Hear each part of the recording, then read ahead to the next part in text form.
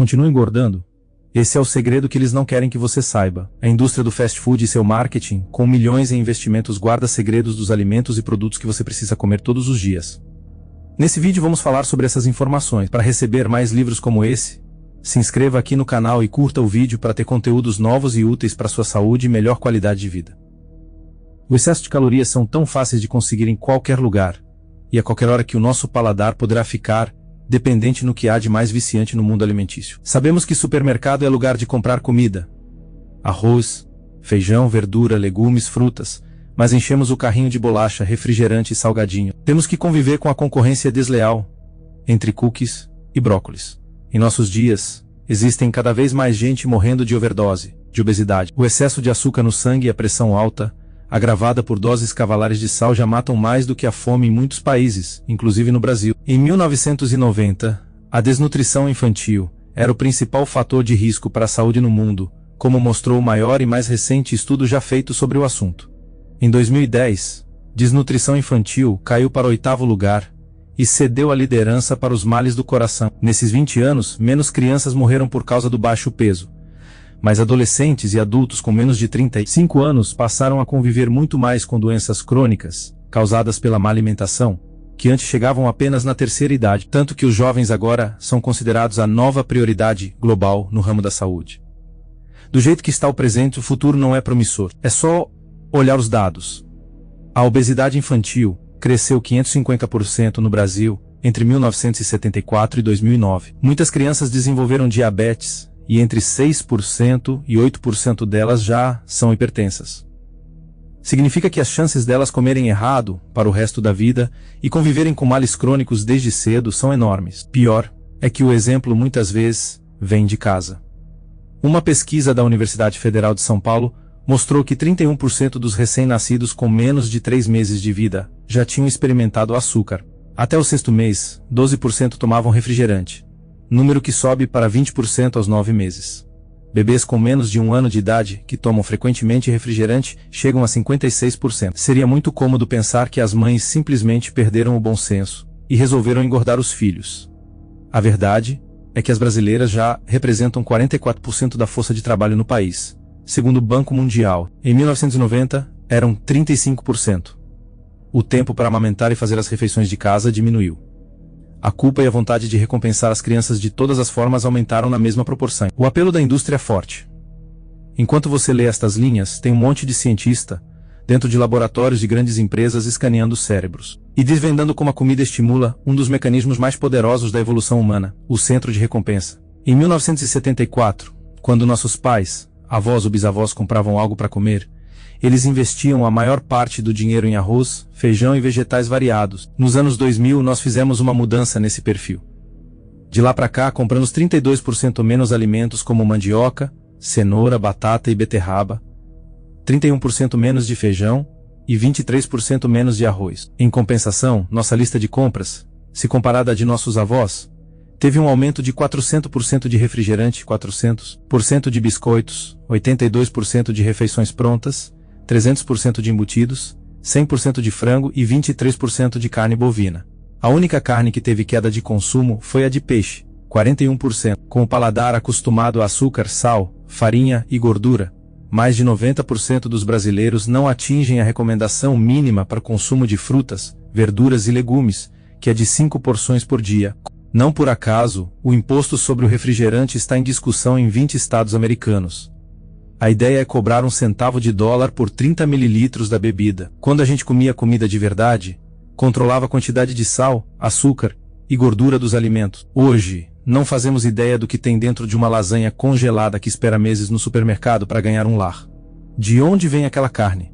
E o molho é feito de que exatamente? O assunto entrou definitivamente na conversa de chefes de Estado, já que essas doenças sobrecarregam o sistema de saúde e custam trilhões aos governos. Por outro lado, rendem um dinheirão para os convênios médicos, a indústria farmacêutica e os fabricantes de produtos alimentícios, de cápsulas com nutrientes salvadores, como vitaminas e sais minerais, que pretendem repor o que nossa comida não traz mais.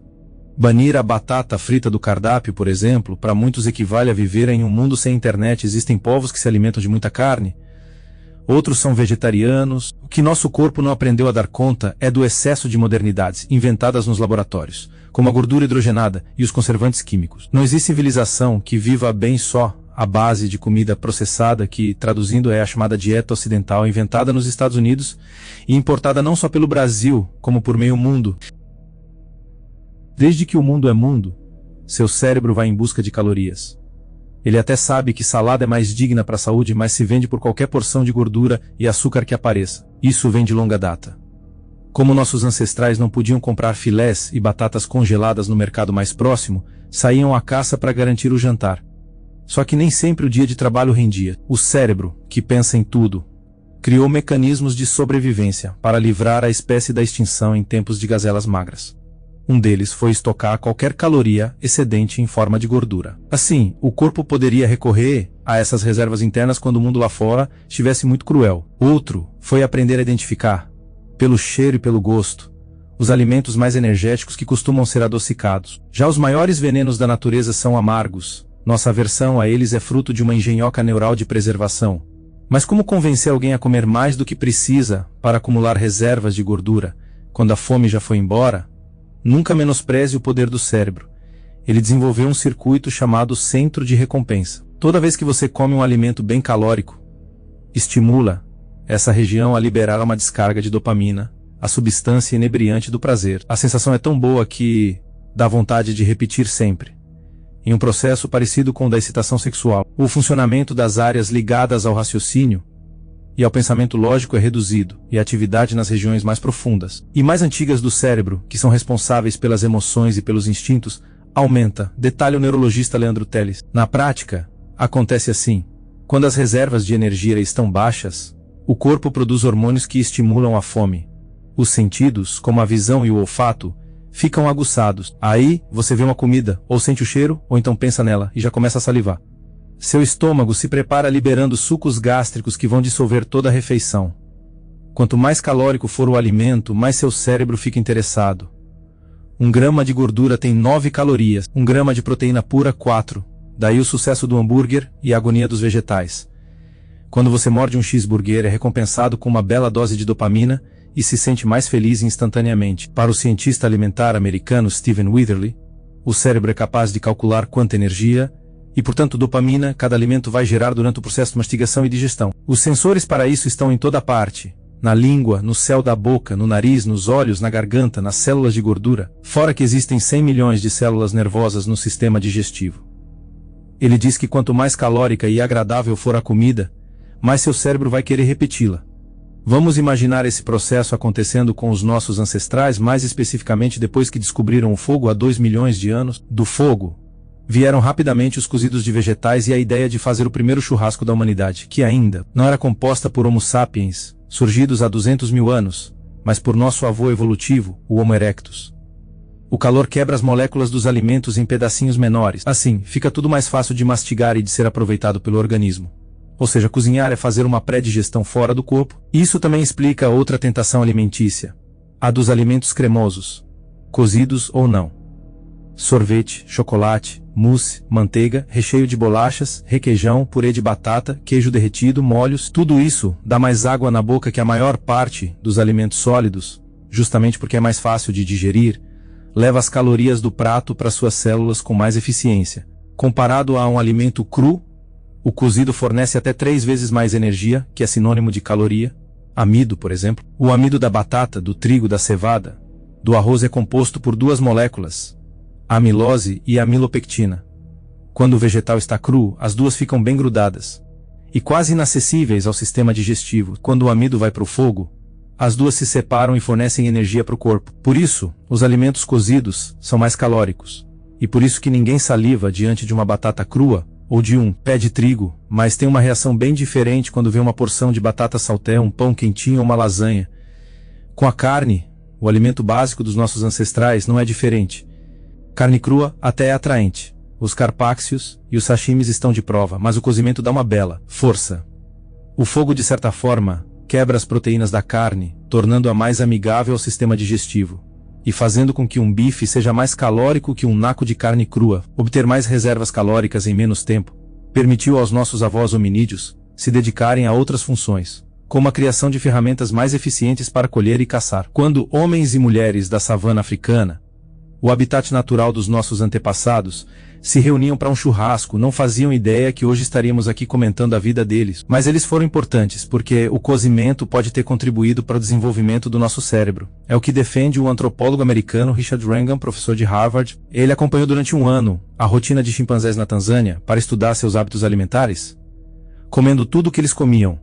A maior parte da dieta era de folhas e frutas fibrosas, amargas e pouco calóricas, muitas vezes protegidas por cascas duras que tinham de ser removidas e tinha gasto energético para retirar a polpa. Os chimpanzés passavam mais de 6 horas mastigando para sobreviver, com intervalos que duravam em média 18 minutos. Era o tempo de dar uma voltinha e, sem muito esforço, ver se conseguiam caçar alguma presa que tivesse por ali dando sopa. Um homem adulto leva de 1/5 a 1/10 do tempo para dar conta de suas necessidades calóricas. Nossos amigos primatas têm cerca de 28 bilhões de neurônios, nós temos 86 bilhões. E como nossas células nervosas realizam atividades mais complexas que as dos chimpanzés, ou pelo menos deveriam, elas consomem de 20% a 25% da energia disponível. Em outros animais, o cérebro fica com 8% do que é comido.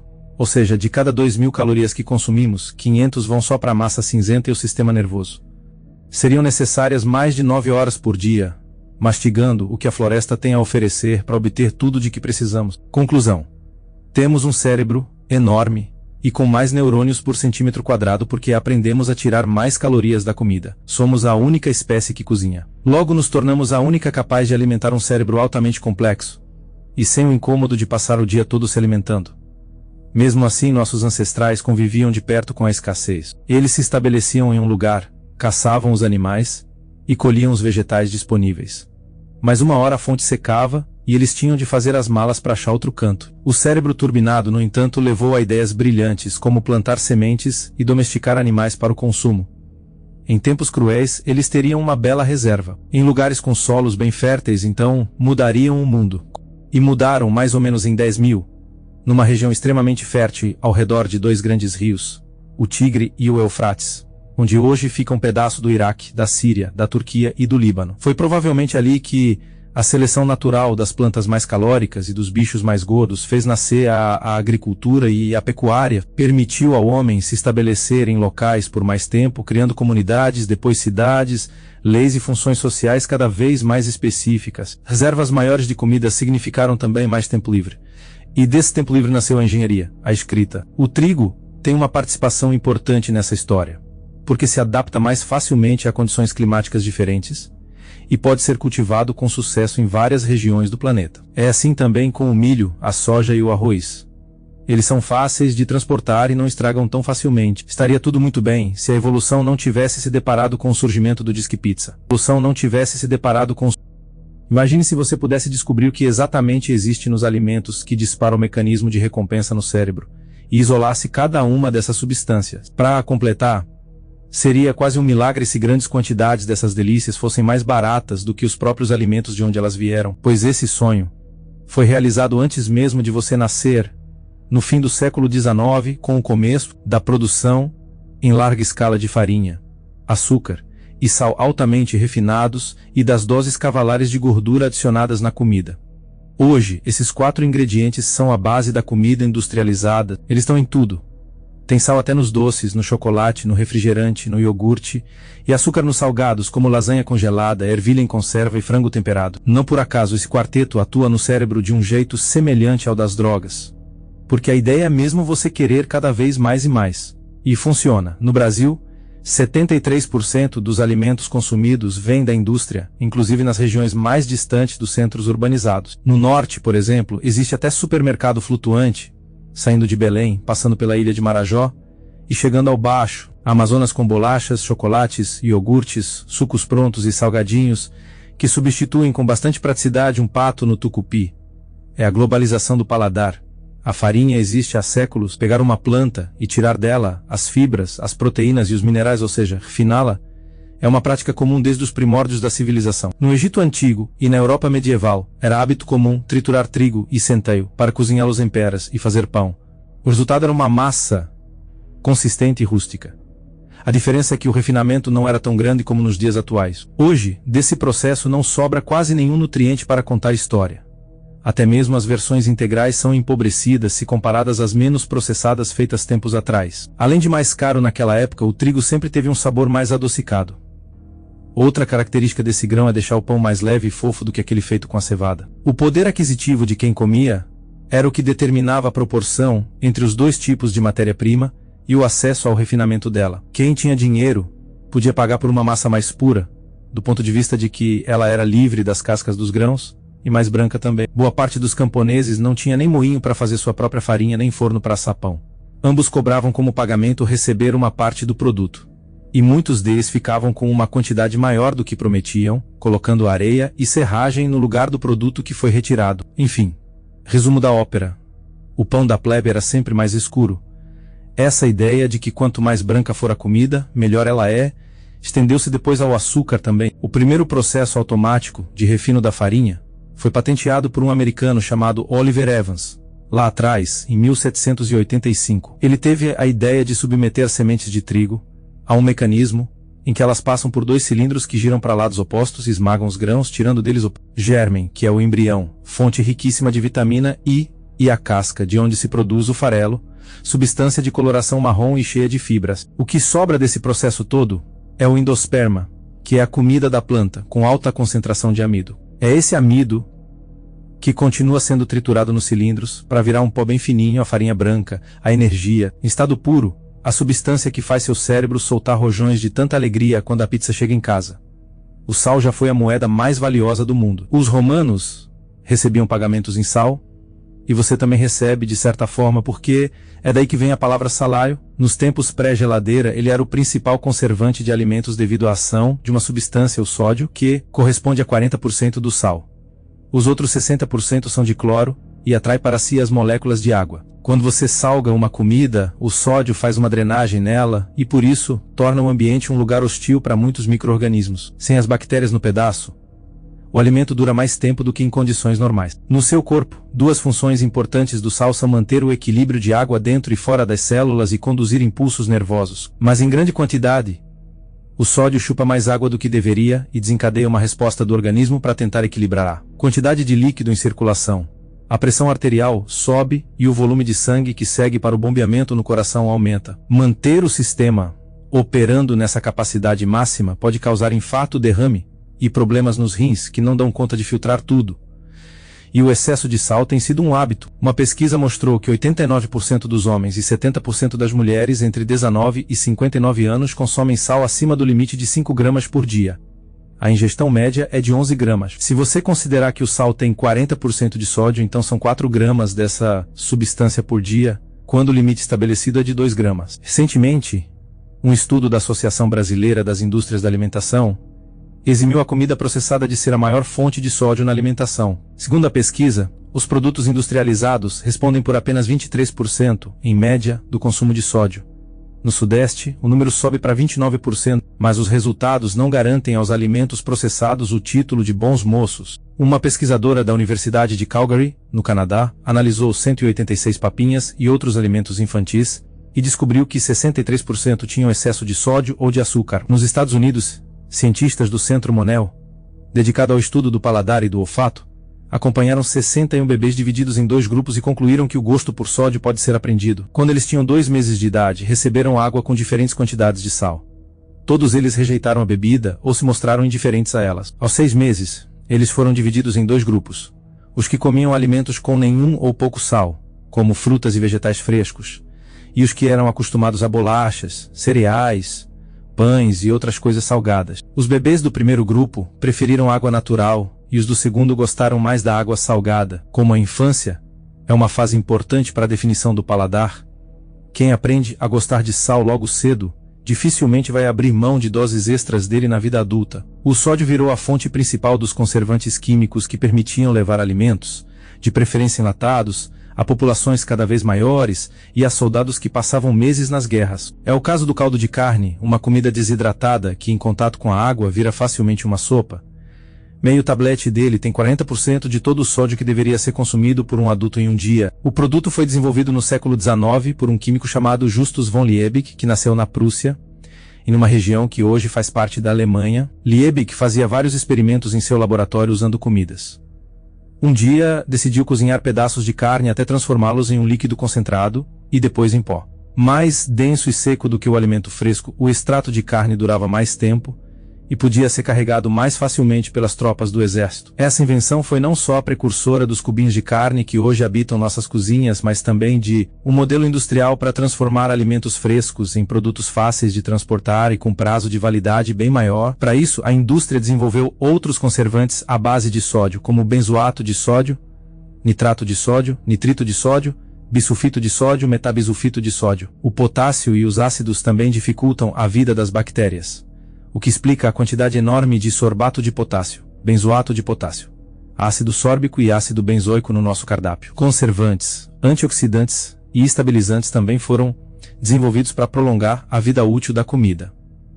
É o caso de um derivado de petróleo, o TBHQ, que não deixa a gordura ficar rançosa. Muito comum em margarinas e molhos prontos para salada.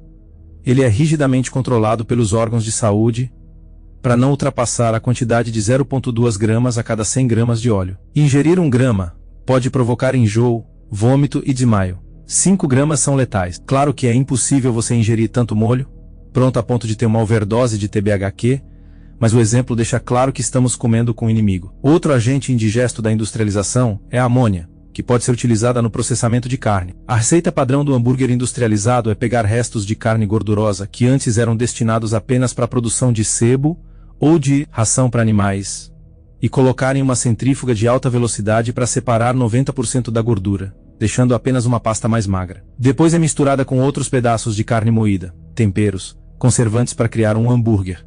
Quando o New York Times divulgou em 2009 que o maior fornecedor de carne para hambúrguer nos Estados Unidos, incluindo o McDonald's e as escolas que servem merenda para crianças, usava amônia nesse processo de separação de gordura, a chapa esquentou. A assessoria da empresa, que representa o McDonald's no Brasil, disse que por aqui essa substância não é utilizada. Para você ter uma ideia, as partes mais gordurosas da carne ficam geralmente na traseira dos animais. Essa região é mais propensa a entrar em contato com as fezes, fontes de bactérias mortais como a E. coli e a salmonella. O uso de amônia foi aprovado pelo Departamento de Agricultura americano porque poderia matar os micro-organismos. Só que os testes vêm demonstrando que a prática não evita a contaminação. Pior, não se sabe ainda qual o risco da ingestão de amônia, mesmo em pequenas quantidades. O que se sabe mesmo é que ela é muito eficiente para dissolver a gordura na centrífuga e ainda produz um extreme makeover na comida. Em contato com a carne, a substância química libera uma coloração rosada bem forte, que faz qualquer carcaça parecer filé mignon. Ou seja, uniu o industrialmente útil ao esteticamente agradável. O governo alertou a empresa fabricante da pasta com restos de carne, gordura e amônia. Mas a prática continua permitida e não se sabe quais marcas adotam o procedimento. Como essa substância não é considerada um ingrediente a mais na fórmula do hambúrguer, e sim uma etapa do processo de fabricação, ela não é discriminada no rótulo das embalagens. Ou seja, não tem como adivinhar se o seu X-salada tem amônia ou não, a não ser que você pergunte diretamente ao fabricante. Alguns desses químicos deixam um gosto amargo na comida, e ele precisa ser disfarçado com outros químicos. Fora que o aspecto de um alimento que passa meses dentro de uma embalagem não seria lá muito bom sem produtos feitos em laboratório para garantir a beleza deles. Isso explica por que um simples nugget é um amontoado de até 35 ingredientes diferentes. É um amontoado de até açúcar escondido, lasanha congelada, camarão empanado, peito de peru, patê de presunto, caldo de carne e outros salgados levam açúcar na composição. Nos rótulos, os ingredientes sempre aparecem em ordem decrescente de quantidade. Pode dar uma olhada no supermercado.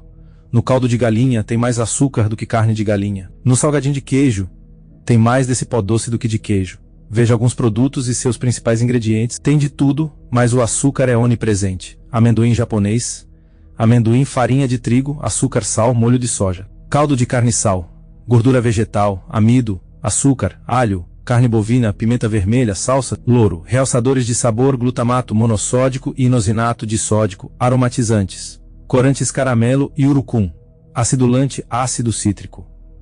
Contém traços de leite, ovos, soja, aipo e mostarda. Viciados desde pequenos. Desde a infância, somos educados a ter uma relação de poder com a comida. Para comer a sobremesa, você precisa comer a verdura. A premiação depois do sacrifício. Quando você cresce, conquista a independência alimentar e pode comer nuggets todo dia, sorvete e chocolate sem fazer escalas em repolhos e acelgas, pipoca em frente à TV nas tardes inúteis de domingo. Porque você merece uma recompensa imediata depois de um dia difícil. Você merece, depois de ter levado um fora, de ter sido promovido ou despedido, não porque está com fome ou desaprendeu a comer. Autoindulgência é uma relação inconsciente que as mães estabelecem com os filhos quando prometem sobremesa depois da chicória, e que a indústria alimentícia, e a do cigarro também, usa com maestria, me contou Robson Henriques, publicitário, pesquisador e historiador, que trabalhou com as maiores marcas de cigarro, alimentos e consumo do mundo. Nos manuais de boas práticas da propaganda de cigarro estavam escritas as regras de ouro da recompensa imediata para os fumantes. Os homens ficavam instantaneamente mais viris, aventureiros, misteriosos e desejados. Mulheres ganhavam autoconfiança e certo ar de rebeldia. Atores e atrizes de Hollywood eternizaram que fumar era sexy. As marcas patrocinavam cada vez mais eventos esportivos, principalmente aqueles ligados à aventura, para o fumante se sentir radical e livre só de acender um cigarro. Com a comida, acontece o mesmo. Redes de fast food vendem felicidade e não hambúrguer e batata frita. Refrigerantes são abraços apertados em quem você mais ama. Margarina é garantia de família unida e contente. Cereais, biscoitos e cookies, cheios de açúcar, são energia para encarar o dia.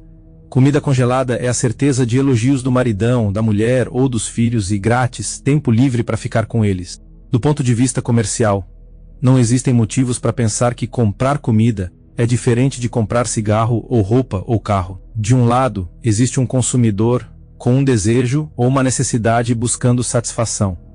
E do outro tem alguém que desenvolveu um produto ou serviço e está buscando lucro. Gostaria de acreditar que a indústria alimentícia tem intenções mais nobres do que a do cigarro. Mas na embalagem comprada pelo fumante está escrito que aquele vício pode causar câncer no pulmão. E nas latas de refrigerante? Não me lembro de ter visto indicações sobre risco de desenvolver obesidade e males associados a ela. Quando as restrições ao tabagismo começaram, na década de 1980, a coisa começou a mudar. O Ministério da Saúde obrigou os fabricantes a estampar na embalagem uma frase dizendo que aquilo fazia mal.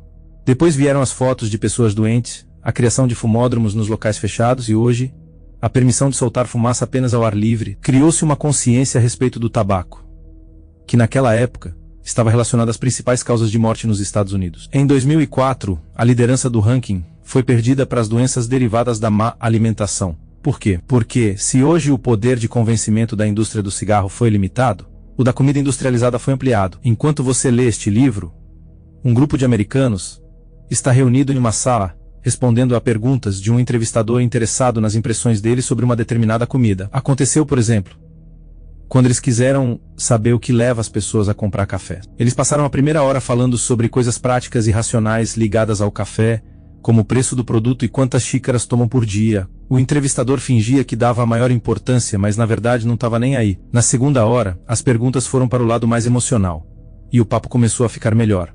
O café alivia as tensões acumuladas, é bom para uma pausa no trabalho, facilita a interação com os outros. Na terceira hora, os participantes foram convidados a se deitar. Descobriu-se que os americanos compram café porque o cheiro remete, inconscientemente, a mamãe preparando com muito amor a primeira refeição do dia e garantindo a sobrevivência da família. Isso faz todo sentido.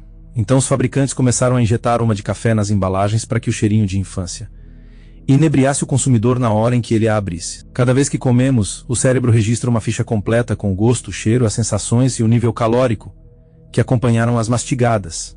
E na infância, esses registros são mais intensos. Agora, pense nos bebês com menos de 3 meses de idade comendo açúcar, naqueles com menos de 1 ano bebendo refrigerante, nas crianças levadas frequentemente a lanchonetes de fast food, em você comendo toneladas de carne com batata frita. Olha só que tipo de memória ligada à infância, à família e ao prazer está sendo gravada na parte mais primitiva do cérebro. Os perigos dos sucos de fruta. Mas nem tudo que reluz saúde é realmente saudável. A Escola Médica de Harvard anunciou no fim de agosto o resultado de uma pesquisa com 187 mil homens e mulheres sobre o consumo de frutas e sucos naturais. O estudo acompanhou as pessoas durante 24 anos e mostrou que quem bebe um copo ou mais de suco por dia tem 21% mais chances de desenvolver diabetes tipo 2. Quem troca a bebida por frutas inteiras, com exceção do melão, reduz em 7% o risco de desenvolver a doença. Comparado a outras frutas, o melão dispara mais rapidamente a produção de insulina, o hormônio que transforma a glicose no sangue em gordura nas células. Como a hiperestimulação desse processo pode dar pane no sistema, essa seria uma das explicações de por que o consumo excessivo de sucos pode desencadear diabetes, mas não dá para fazer uma leitura rasa desses dados. Primeiro, porque frutas são saudáveis. O açúcar natural delas, a frutose, é quase exclusivamente metabolizado no fígado. Apenas uma pequena parte estimula a produção de insulina. No melão, essa parte aumenta um pouquinho. Mesmo assim, nas frutas, a porcentagem de frutose é pequena. É fato que no suco, a quantidade é maior, porque são várias frutas espremidas em um copo. E as fibras, presentes na versão original, se rompem no processamento, mas o problema mesmo é se a sua opção for pelos sucos industrializados que têm pouco ou nenhum nutriente. Profissionais do Instituto de Defesa do Consumidor avaliaram sucos, néctares, iogurtes, gelatinas e isotônicos vendidos em supermercado e comprovaram que há opções com apenas 1% de fruta na composição. E a maioria capricha no açúcar ou no adoçante que aparece sob o nome de edulcorante. Para a indústria conseguir produzir um suco comercialmente aceito, ou seja, saboroso e barato, é preciso colocar muita água, muito açúcar ou edulcorante e muitos aditivos químicos para aproximar o gosto do original e ainda prolongar a vida útil do produto nas prateleiras. Adoçante. Doces disfarçados de comida magra não enganam o cérebro, que manda o corpo se preparar da mesma forma para digeri-los, aumentando a salivação e a produção de insulina. Como a promessa não se cumpre, e no lugar de um alimento gordo vem um magrinho, a necessidade energética não é suprida, e por isso o organismo não libera substâncias ligadas à satisfação. Isso significa que a fissura por algo calórico se mantém. Fora que com menos energia, o metabolismo desacelera e economiza gordura. Um estudo, feito no laboratório da Universidade de Purdue, nos Estados Unidos, mostrou que ratos que comeram iogurte com açúcar ficaram mais satisfeitos, com menos quantidade do que os que tiveram acesso à versão light, com adoçante. Eles também mediram a temperatura corporal dos roedores e viram que a turma do edulcorante estava mais fria, indicando que o metabolismo era mais baixo neles. E metabolismo baixo é um fator que engorda. A questão dos adoçantes vai além das dietas ou da manutenção do peso. Existe aí uma jogada psicológica. Quando você come um produto com pouca ou nenhuma caloria, geralmente acredita que pode exagerar na dose ou compensar com algo mais gordo. Refrigerante zero. Os refrigerantes light, diet ou zero são uma das maiores fontes de adoçantes na nossa dieta. Em busca de um corpo mais magro, muita gente prefere nem saber se o fato de um produto ter uma quantidade de calorias próxima de zero traz alguma consequência para a saúde. Mas traz. O poder engordativo associado aos refrigerantes diet tem duas razões principais. Frutose e adoçantes artificiais em excesso sobrecarregam o fígado. E o fígado manda o excedente da gordura para lugares como o abdômen e a parte inferior das costas. Outro trabalho analisou a saúde de 16 mil pessoas por mais de 9 anos. Quem tinha o hábito de ingerir uma lata de refrigerante diet por dia apresentou 34% mais risco de desenvolver síndrome metabólica, que é quando você acumula gordura abdominal, fica hipertenso, tem altos índices de colesterol ruim e resistência à insulina. Para dar uma ideia do tamanho da encrenca, entre quem comeu fritura regularmente, o aumento do risco foi de 25%. Também é alto, mas bem menor se comparado à opção, digamos, mais saudável. Pão integral. Existem mais de 130 tipos de pães integrais light e enriquecidos com grãos. E muitos são feitos com bastante farinha branca, refinada e pouquíssima fibra. Processamento elimina o germe, que é o embrião, que dá origem a uma nova planta, e a casca dos cereais. Uma má notícia, porque ambos concentram os principais nutrientes, como os minerais e as vitaminas e B12. Repare no rótulo do pão que você estiver comprando. Se a lista começar com farinha de trigo enriquecida com ferro e ácido fólico, significa que tem mais da branca. Em geral, os pães industrializados vendidos no Brasil têm entre 40% e 70% de trigo altamente refinado. Na Holanda, por exemplo, a lei determina que essa porcentagem seja de 0. O valor calórico da farinha integral é praticamente o mesmo da branca. O que muda são os nutrientes e, teoricamente, a quantidade de fibras, que trazem saciedade e fazem você comer menos. Ninguém coloca farinha branca na comida por acaso. Coloca porque ela é mais adocicada e deixa o produto fofinho. A versão 100% integral é menos amigável. Deixa os produtos mais duros e um pouco amargos. Quem vence a disputa pela nossa preferência? A primeira opção, claro, para colocar uma marca totalmente integral no mercado brasileiro. E ainda assim agradar nosso paladar, que sente falta do gostinho doce, a indústria passou a adicionar açúcar mascavo à fórmula. Assim, o resultado é que 2 fatias de pão dito integral, mas com a maior parte de farinha branca, tem, em média, 136 calorias. 2 fatias 100% integrais têm 212 calorias. Se você opta por essa última porque quer emagrecer, pode estar fazendo a escolha errada. Para tirar a prova entre várias marcas diferentes, compare a quantidade de fibras descrita na embalagem. Iogurte sem gordura. Quando as pessoas começaram a buscar produtos com menos açúcar e gordura, a indústria respondeu com opções light. Mas é preciso manter o sabor e a consistência em níveis comercialmente aceitáveis, para evitar rejeição. Para isso, capricham mais nos aromatizantes, flavorizantes e principalmente no sódio. Entre os poderes do sódio, está o de deixar o doce mais doce, perfeito para um produto com pouco açúcar ou com adoçante. Por isso, os alimentos com zero gordura costumam ter mais sódio do que os convencionais. Como a gordura tem um forte poder de induzir a saciedade, já que demora mais para ser digerida, iogurtes, ou leite, ou queijo.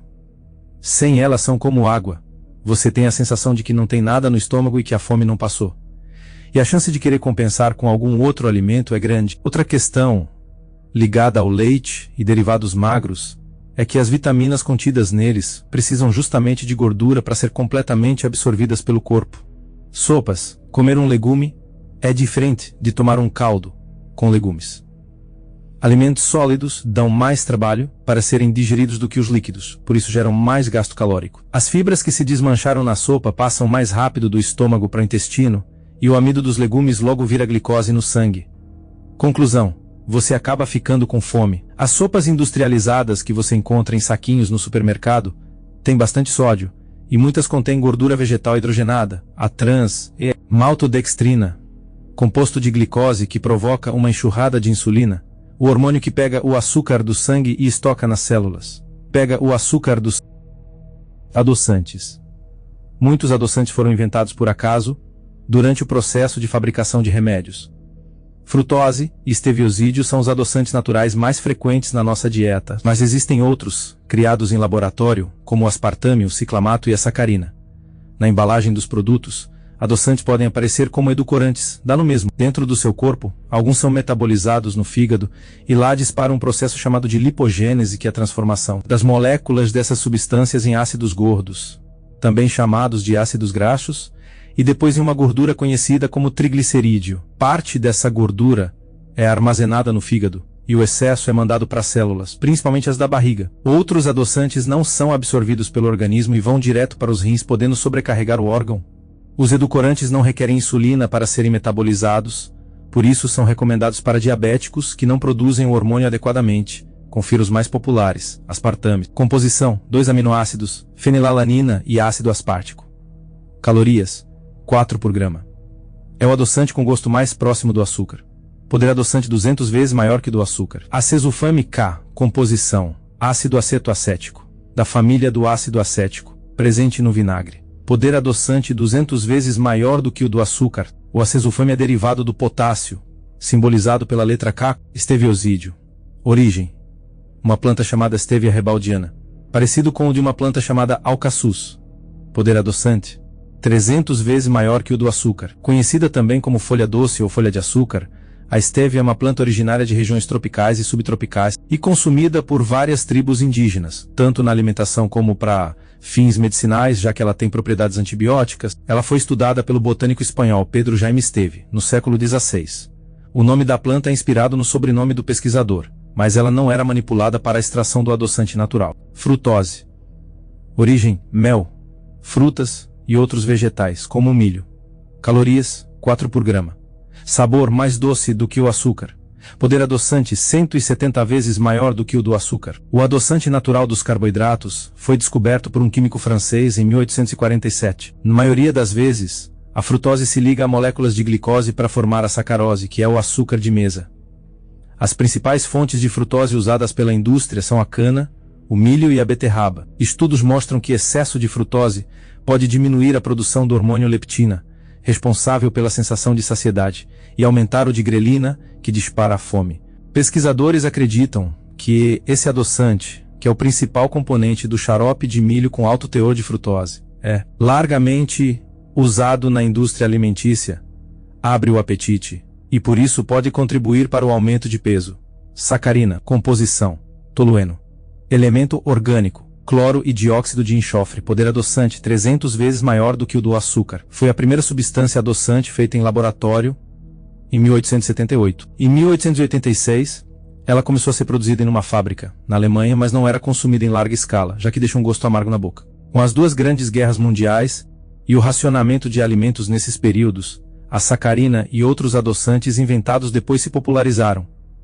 Sucralose, composição, sacarose, açúcar comum, alterada em laboratório, parecido com o do açúcar, poder adoçante, de 600 a 800 vezes maior do que o do açúcar, criada em 1976 por cientistas britânicos. A sucralose vem do açúcar que a gente usa em casa, mas é modificada em laboratório para não ser reconhecida pelo organismo.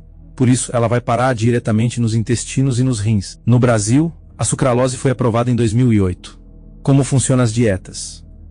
A base de todas as dietas que foram inventadas depois disso continua sendo a mesma: tirar um tipo de comida do cardápio, por exemplo, a gordura, e aumentar outro, como os grãos integrais. Só que, quando as pessoas ganham muitos quilos ou ficam doentes, é natural que elas queiram achar outro culpado: a gordura, a proteína ou o carboidrato. Vamos a eles. Os grupos alimentares: carboidrato é tudo aquilo que tem açúcares, como as frutas e alguns legumes, ou amido, como arroz, batata, macarrão, pão, bolacha. Nos vegetais, o amido é a reserva de energia que as plantas conseguem armazenar. Ambos são quebrados em moléculas menores dentro do corpo até virarem glicose no sangue. Aí quem entra em ação é a insulina. Ela retira a glicose do sangue e leva para as células, onde esse açúcar, glicose é um tipo de açúcar, fica estocado na forma de gordura. Quando você come um brigadeiro, entra tanta glicose de uma vez que a produção de insulina vai logo para o pico. A insulina atua rápido. O que era glicose vira energia para o corpo e o excedente vira gordura. Nisso, 400 calorias de brigadeiro se transformam num grande vazio interno. Aí o cérebro entra em cena. Ele detecta que o nível de glicose no seu sangue está baixo e solta um comando para deixar você com fome. Ou seja, doces como o brigadeiro são aquilo que os nutricionistas chamam de carboidrato de rápida absorção, que é assimilado velozmente pelo organismo e transformado em reserva de gordura. Na outra ponta estão os carboidratos de lenta absorção. Se você consumir 400 calorias de feijão, por exemplo, o corpo vai levar quase 3 vezes mais tempo entre quebrar a glicose dele e mandar esse açúcar para dentro das células. Essa demora prolonga a sensação de saciedade, segurando a fome. Na prática, então, 400 calorias de feijão saciam por 3 vezes mais tempo do que 400 calorias de brigadeiro. Existe um medidor da velocidade com que o carboidrato é transformado em glicose no sangue. É o índice glicêmico. O parâmetro para definir o IG é a glicose pura, considerada como equivalente a 100. Os alimentos com IG maior do que 85 têm alto índice glicêmico, ou seja, viram glicose bem rápido e disparam a produção de insulina. Os que ficam ali entre 60 e 85 são os médios, e os carboidratos com menos de 60 são os de baixo IG. Um tomate tem IG igual a 9. A Coca-Cola 63, o arroz branco 89 e a batata 82. Apesar de a quantidade de calorias totais consumidas e gastas no dia ser o fator determinante para engordar ou emagrecer, esse mecanismo da insulina interfere sim na saúde e na obesidade, porque estimular o pâncreas a produzir muita insulina de uma vez pode levar o corpo a desenvolver resistência ao hormônio e depois levar ao surgimento de diabetes. Um jeito de desacelerar os carboidratos é acrescentar fibras, que são o esqueleto dos vegetais, e se dividem em 2 tipos, nenhum deles digerido pelo organismo. As solúveis viram gel quando entram em contato com os líquidos do estômago, ajudando na sensação de saciedade e na liberação mais lenta da comida para o sangue. Elas também envolvem algumas moléculas de gordura e as carregam para as fezes. As insolúveis passam intactas para o intestino, onde cumprem a função de aumentar a massa fecal e varrê-la de lá. Cientistas do Centro de Pesquisas do Departamento de Agricultura americano submeteram 42 adultos a 2 dietas diferentes, mas com a mesma quantidade de calorias, uma com mais fibras e outra com menos. Depois de 10 semanas, o grupo que consumiu muitas fibras absorveu menos calorias. A glicose é a grande fonte de energia do corpo, mas as gorduras também fazem esse papel, e são o grupo alimentício com maior quantidade de calorias por grama. Além de fundamentais para a composição e o funcionamento das células, elas têm papel na absorção de vitaminas e na síntese dos hormônios sexuais. Já as proteínas são os tijolos que constroem e reparam os músculos, derivadas principalmente de produtos de origem animal, como carne, ovos e leite. No reino vegetal, a melhor fonte são os grãos de vagem: feijão, ervilha, lentilha, soja, grão de bico. Quem regula o estoque de proteína e gordura no corpo é o cérebro, usando principalmente dois hormônios, a grelina, que dispara a fome e faz você querer ir à caça, e a leptina, que avisa os neurônios quando as reservas estão de bom tamanho. Quando você diminui o consumo de calorias, o corpo usa as que estão no estoque. Quando aumenta, ele guarda o excedente para o caso de uma nova era do gelo surgir. Lembrando a primeira lei da termodinâmica, com mais energia do que gasta, você engorda, com menos emagrece. Simples assim. Você engorda, com menos emagrece. As estratégias da indústria para fisgar seu estômago. A indústria ficou tão sofisticada que os supermercados se tornaram ambientes artificiais, milimetricamente pensados para fazer você comprar mais, mesmo que não precise. Pare bem da próxima vez em que entrar em um deles. Já viu relógios nas paredes ou janelas? O tempo lá dentro não passa. A música ambiente induz as pessoas a diminuir o ritmo. O cheiro de pão ou frango assado, que muitas vezes vem de sprays, e não da comida, se espalha e instiga a compra, mesmo que seu objetivo inicial fosse comprar chicória. Os produtos mais básicos da alimentação, como pão, leite, arroz e feijão, geralmente ficam bem longe da entrada, principalmente os perecíveis, carnes, queijos, que costumam estar nos corredores periféricos e no fundo da loja. Se o lugar for muito grande, eles podem ser encontrados no centro, separando o setor de alimentos do de produtos de higiene e limpeza, o que no fim das contas, significa que ficam no fim da seção de alimentos. Isso obriga você a percorrer todo o mercado. No meio do caminho, sempre tem um chocolate e uma lasanha congelada. Os corredores são compridos e sem acessos no meio para outros corredores. Ou seja, entrou nele, vai ter de ir até o fim para sair. Os espaços são dimensionados de acordo com o fluxo de clientes para que não tenha congestionamento. A largura pode ser de 2, 3 ou 4 carrinhos emparelhados.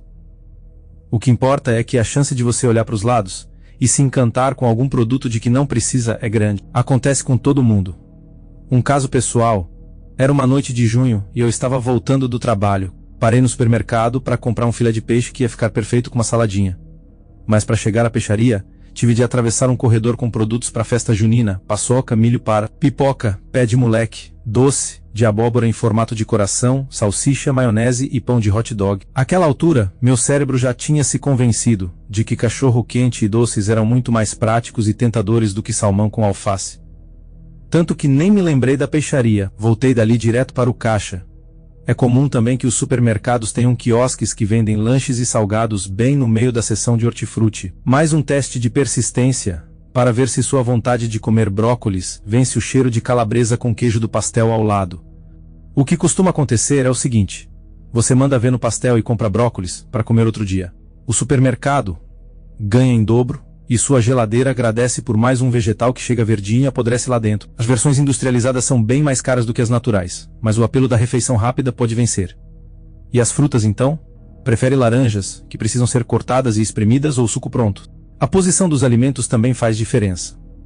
Os itens que ficam em locais mais baixos são os menos conhecidos, os mais baratos ou os infantis, que ficam ao alcance das crianças. Os colocados na altura dos olhos de um adulto são os das marcas líderes. E os de cima são as linhas que não vendem tanto. Os que ficam perto dos caixas são aqueles que todo mundo compra por impulso, principalmente se estiver parado em uma fila que não anda.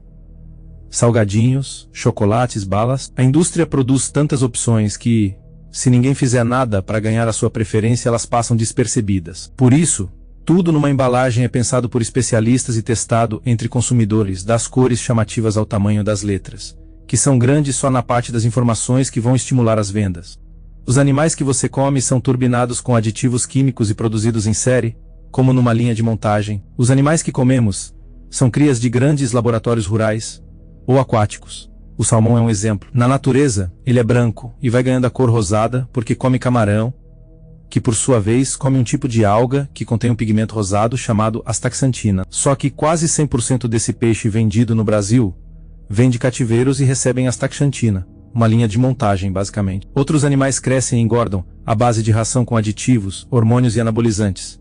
Anabolizantes fazem as células, principalmente dos músculos, reterem mais nutrientes, crescerem e se multiplicarem rapidamente, traduzindo mais carne em menos tempo. O uso no Brasil é, em tese, proibido. É em tese, porque os aditivos podem ser usados nos animais para fins terapêuticos, como sincronizar o cio das vacas ou tratar alguma doença. O que é permitido por aqui, e em vários países, é o uso do hormônio do crescimento nas vacas leiteiras, produzido naturalmente pelo corpo dos animais e dos humanos. A substância foi sintetizada em laboratório e começou a ser fabricada em larga escala a partir de 1980. As vacas que recebem o hormônio chegam a produzir 20% mais leite, o que é bom para quem ganha dinheiro com a prática.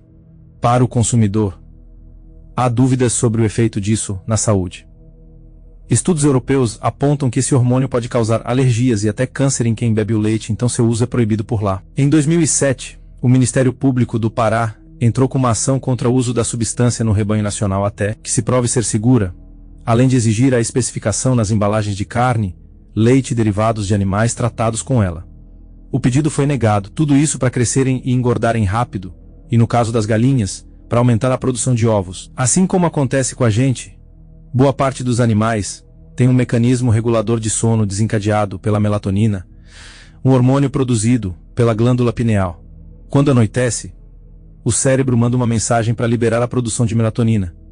É ela que traz a sonolência. Quando a luz do dia, ou artificial, incide sobre a retina e o nervo óptico, os neurônios levam até a glândula a informação de que é preciso bloquear o processo. Manter o corpo em estado contínuo de alerta provoca o aumento da descarga de cortisol e de adrenalina, hormônios relacionados ao estresse. Essas substâncias não vão passar para quem come o frango, mas não deixa de ser indigesto saber disso. Os porcos são vítimas de crueldades parecidas. As fêmeas passam os 4 meses de gestação deitadas em celas individuais de metal de 60 centímetros de largura por 2 metros de comprimento. Sem espaço para se mexer, elas ficam com os ossos enfraquecidos e têm mais infecções urinárias. Abaixo delas uma piscina de xixi, e cocô libera amônia em níveis tóxicos, causando doenças respiratórias. Já os bois, que nasceram para transformar a celulose do capim em proteína para seus músculos, quando criados em confinamento são alimentados com soja e milho, muito mais calóricos do que a grama, tudo em nome do rápido crescimento e da engorda. São necessários 10 quilos de grãos para produzir 1 quilo de carne. Como os bois não vieram ao mundo preparados para dar conta dessa ração, podem ter problemas com ela. Afinal, eles são ruminantes, o que significa que tem rumen, um superestômago cheio de bactérias, que vivem ali para tirar da grama os nutrientes necessários para o corpo. É um processo de fermentação. E quando, em vez de mato, chega um monte de soja e milho, uma comida bem mais gorda, a fermentação é muito maior e gera acúmulo de gases, que incham o estômago e pressionam o pulmão. Em alguns casos, isso é fatal. Então, para evitar que o bicho morra, tome remédio nele. 70% de todos os antibióticos usados nos Estados Unidos são os que vão misturados às rações dos animais. O problema é que isso cria superbactérias resistentes a antibióticos. O remédio nem sempre mata todas as bactérias. Às vezes sobram algumas que, por mutação genética, nasceram imunes ao remédio. Sem a concorrência de outras bactérias, elas se reproduzem à vontade. Nasce uma cepa de micro-organismo mais resistente a qualquer antibiótico. Ela pode ser letal, ainda mais se for parar na prateleira do supermercado. Foi o que aconteceu com uma variedade agressiva de Escherichia coli. No Brasil isso não é um problema. Só 6% do nosso abate vem de confinamentos, contra 99% no ZEUA. Aqui os bois ficam soltos. Bom para eles, pior para as bactérias. Mas pior também para as florestas. Nossos pastos são formados à custa de desmatamento da Amazônia e do Cerrado. E isso leva o Brasil ao posto de 5º maior emissor de CO2 do mundo. Uma variação da bactéria E. coli, que pode causar diarreia hemorrágica, falência dos rins e problemas neurológicos, se alastrou por 20 estados americanos. Em menos de 24 horas, uma pessoa havia morrido. 8 tiveram insuficiência renal e 90 estavam internadas por complicações depois de terem comido o alimento contaminado. Um comissário da Federação de Drogas e Alimentos, o FDA, se apressava a informar a população que não adiantava lavar o produto antes de consumir, porque a bactéria resistiria. Em 2011, uma variação ainda mais nociva se espalhou pela Europa, matando mais de 50 pessoas e infectando outras 4.000. Transgênicos recebem partes de bactérias, ou de outras plantas, e despertam calorosas discussões sobre o efeito disso na saúde. O glifosato é o veneno mais popular no mundo para matar ervas daninhas. Foi criado em 1970 pela Monsanto, uma fabricante de produtos químicos, que também fazia o DDT. E ele tem um problema, é um herbicida potente demais. Além de matar ervas daninhas, destrói também uma parte dos vegetais que deveriam ser protegidos por ele. Por isso, a mesma empresa que criou o herbicida inventou algo novo em 1982, um vegetal resistente ao produto tóxico.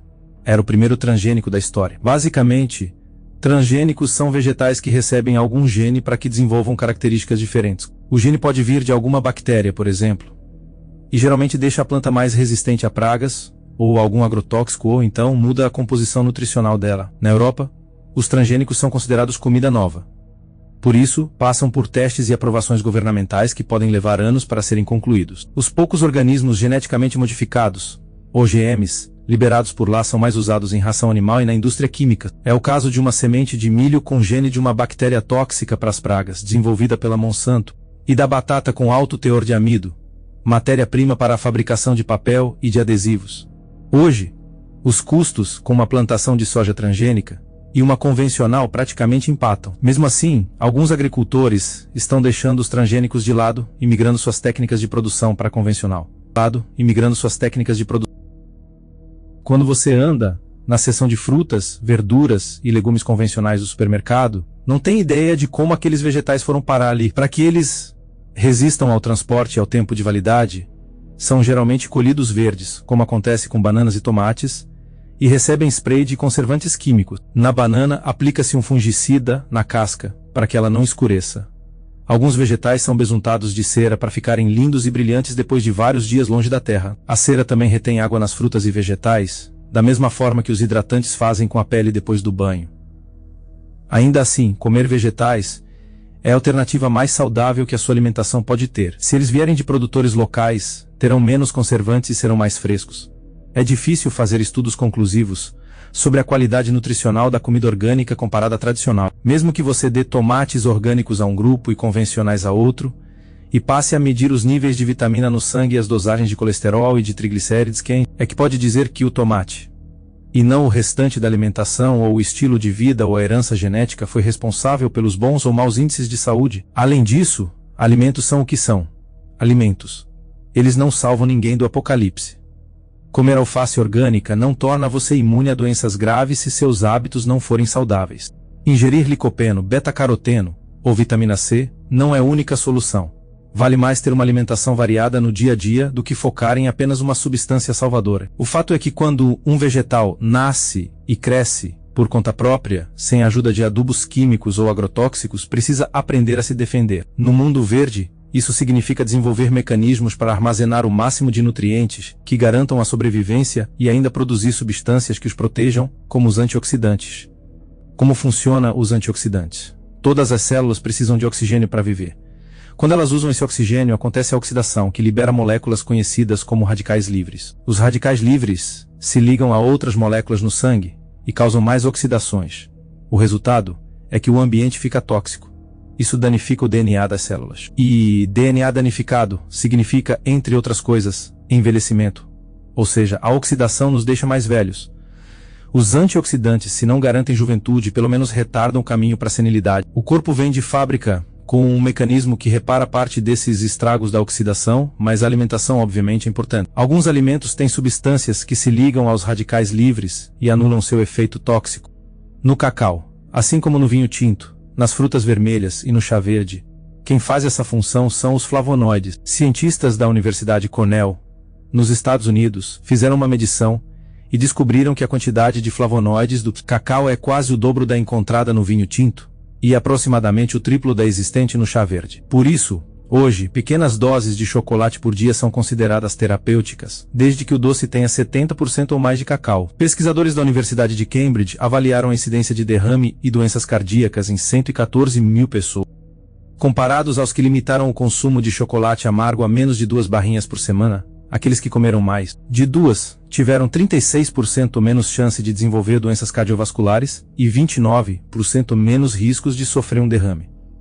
O café tem uma trajetória bastante parecida com a do chocolate. A cafeína, uma substância estimulante, foi apontada no começo do século XX como relacionada à irritabilidade, insônia, palpitações, aumento da pressão arterial e de um estado de alerta que levaria o cérebro a disparar a produção de adrenalina e de cortisol, hormônios ligados ao estresse. Atualmente, sabe-se que esses problemas podem aparecer somente quando o consumo é bem alto.